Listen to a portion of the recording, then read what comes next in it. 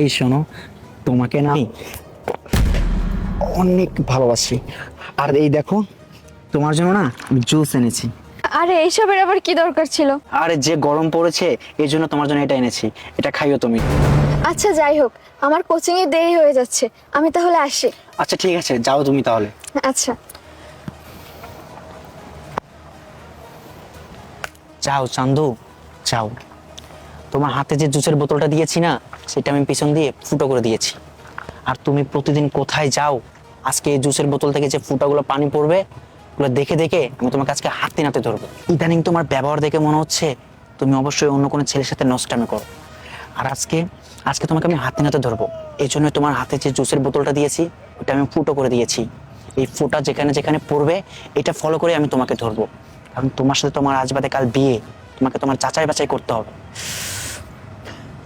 প্রায় তো 10 মিনিট হয়ে গেছে, যাই দেখি ওকে যে এখন ধরি।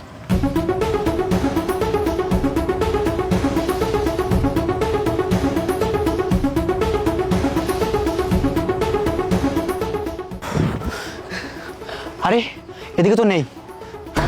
আরে জুস জুস তো এদিকে গেছে, কিন্তু ওর কোচিং তো এদিকে, ওইদিকে কেন গেছে? অবশ্যই কোনো কারণ আছে, দেখি। এই তো হ্যাঁ হ্যাঁ, এদিকে যেতে হবে। কিন্তু ওইদিকে কোথায় গেছে? হ্যাঁ এই তো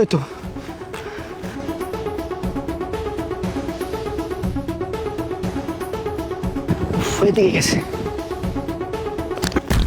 আরে সজীব তুই? হ্যাঁ আশিক ভাই, আমি। তা তুই এদিকে কোথায় যাচ্ছিস?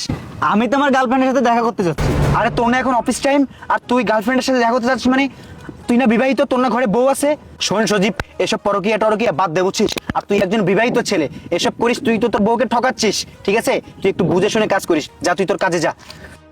আরে ও তো বিবাহিত, কিন্তু ও যে আমাকে বলল ওর গার্লফ্রেন্ডের সাথে দেখা করতে যাচ্ছে, তাহলে তো ও ওর বউকে ঠকাচ্ছে।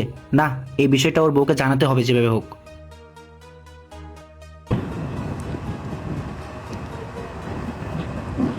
হ্যালো ভাবি, আমি আশিক বলতেছি 7 নম্বর সেক্টর থেকে। ভাবি আপনি একটু ইমার্জেন্সি 7 নম্বর সেক্টরে আসেন তো। ওকে ঠিক আছে ভাবি, আসেন ভাবি আসেন আসেন।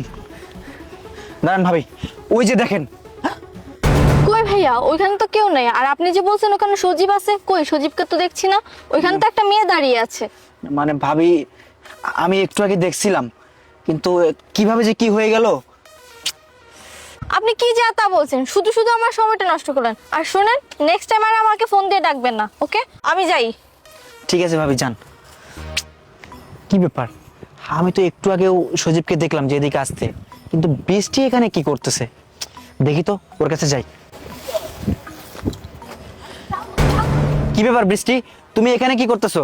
তুমি না আমাকে একটু আগে বললে যে তুমি কোচিং এ যাবে, তো তুমি এখানে কেন? আরে আমি তো কোচিং এই যাচ্ছিলাম, কিন্তু এখানে আমার ফ্রেন্ডের জন্য ওয়েট করতেছি। ও আসলে আমরা একসঙ্গে যাব। ও আচ্ছা আচ্ছা, ঠিক আছে। আসলে আমি এদিক দিয়ে যাচ্ছিলাম তো, তাই তোমাকে দেখলাম, এই জন্য এসে জিজ্ঞেস করলাম। হ্যাঁ ঠিক আছে, তুমি থাকো, আমি যাই।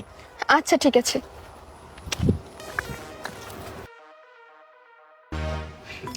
এই বের হও, ও চলে গেছে। ও যে তোমার হবু স্বামী, আমাকে আগে বলবা না? ওর সঙ্গে তোমার রাস্তায় দেখা হয়েছে, ওকে তো আমি বলে আসছি আমি আমার গার্লফ্রেন্ডের সঙ্গে দেখা করতে যাচ্ছি। উফ, কি বাঁচা বেঁচে গেলাম। আরে কি বলো তুমি এইসব? যাই হোক, বাদ দাও। ওকে যে টুপি পরানো গেছে এটাই অনেক। আচ্ছা, এখন আমরা একটু ভালো সময় পার করি। হ্যাঁ। বাহ বাহ, কত সুন্দর একটি নাটক সাজিয়েছো, তাই না ভাবি? দেখেছেন, আপনাকে আমি বলেছিলাম কিন্তু আপনি বিশ্বাস করেন নাই। দেখছেন আপনার স্বামী কত বড় একটা নিকৃষ্ট মনের মানুষ, হ্যাঁ? যার কিনা ঘরে বউ থাকতেও অন্য একটা মেয়ের সাথে পরকীয়া করে, নষ্টামি করে। আর এই তোমাকে বলছি, তুমি বা এটা কিভাবে করতে পারলে? হ্যাঁ আসলে 2 দিন পরে তো তোমার সাথে আমার বিয়ে, আর তাই আমি তোমাকে যাচাই বাছাই করতে চেয়েছিলাম, আর তুমি সেই যাচাই বাছাই করণে ফেল করেছো। কারণ ওই যে তোমাকে আমি একটা জুসের বোতল দিয়েছি না, সেই জুসের বোতলটা আমি ফুটো করে দিয়েছিলাম, আর আমি সেটা ফলো করেই তোমার পিছন পিছন এখানে আসছি শুধুমাত্র তোমাকে ধরার জন্য। আর এখানে এসে আমি কি দেখলাম, এখানে এসে দেখি তুমি একটা বিবাহিত ছেলের সাথে সম্পর্ক করো। আরে তোমার রুচি এতটাই খারাপ, আর আমি তোমাকে কি বলবো বলো? তোমার ভালো তো তুমি বুঝবে, তোমার ভালো তো আর আমি বুঝবো না। তুমি যদি ওকে বিয়ে করে সুখে থাকতে পারো, তুমি ওকে বিয়ে করো, আমি তোমাকে আর বিয়ে করবো না, থাকো তুমি। আশিক, আরে এই দুশ্চরিত্র বেঈমান, তোরে আমি কি এমন দেইনি? আর ওর ভিতরে কি এমন আছে যা আমার ভিতরে? আমি কি দেখতে শুনতে খুবই খারাপ যে তুই ওর সাথে পরকীয়া করতে এখানে আসছিস? এই এসব করার আগে কি তোর একবারও আমার কথা মনে পড়লো না যে তোর ঘরে একজন স্ত্রী আছে? তারপরে এই কাজটা তুই কেমনে করলি? বলি বেঈমান নিমু খারাম, আমার ভাবতেও লজ্জা লাগেছে তুই আমার স্বামী। আর শোন, তোর মতো ছেলের সাথে আর যাই হোক সংসার করা যায় না, তুই থাক তোর মতো, আমি গেলাম। আর ডিভোর্স লেটারটা আমি 1 সপ্তাহের ভিতরে পাঠিয়ে দিব, তুই সাইন করে দিস।